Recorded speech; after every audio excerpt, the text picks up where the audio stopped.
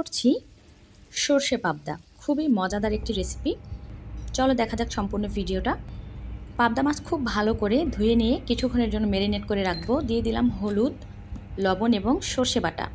এই তিনটা উপকরণ দিয়ে আমি কিছুক্ষণ মাছটা ম্যারিনেট করে রাখবো। তোমরা যখন এই সেম রেসিপিটা রান্না করবে অবশ্যই 20 থেকে 30 মিনিটের জন্য ম্যারিনেট করে রেখে দেবে।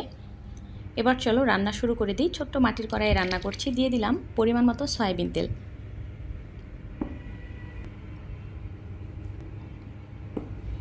এখন দিয়ে দিচ্ছি পেঁয়াজ কুচি, সাথে আছে সামান্য পরিমাণ আদা বাটা এবং রসুন বাটা।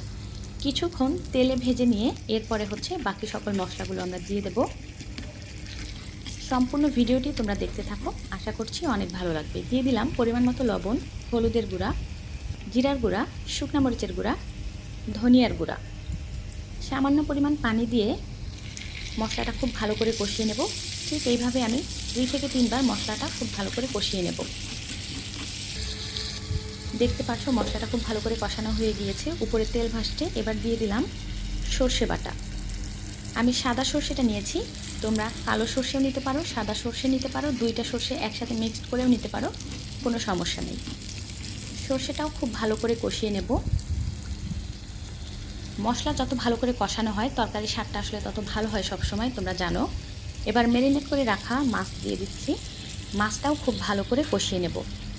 এখানে যেহেতু আমি কাঁচা পাবদা মাছ রান্না করছি, তেলে ভেজে নিইনি, এই ক্ষেত্রে কাঁচা মাছ রান্না করার ক্ষেত্রে আর কি তোমরা সবসময় মাছটা ভালো করে কষিয়ে নেবে। কাঁচা মাছের যে একটা গন্ধ থাকে, তাহলে ওই গন্ধটা রিমুভ হয়ে যায় খুব ভালো করে কষানোর ফলেই। খুবই ভালো করে কষিয়ে নেওয়ার পরে এরপরে ঝোল দিয়ে দেব।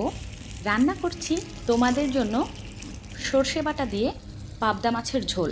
এটা পাতলা ঝোল হবে।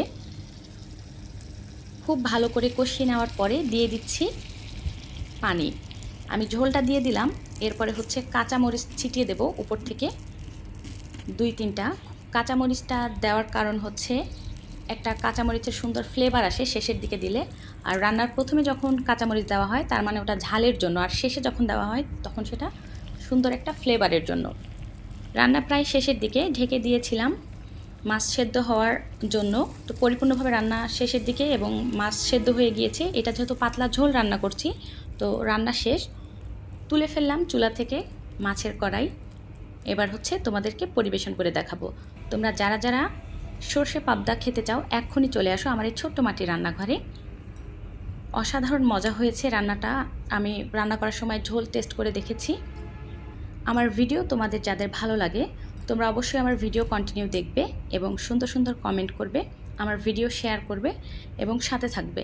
এতক্ষণ সম্পূর্ণ ভিডিওটি দেখার জন্য তোমাদেরকে অসংখ্য ধন্যবাদ।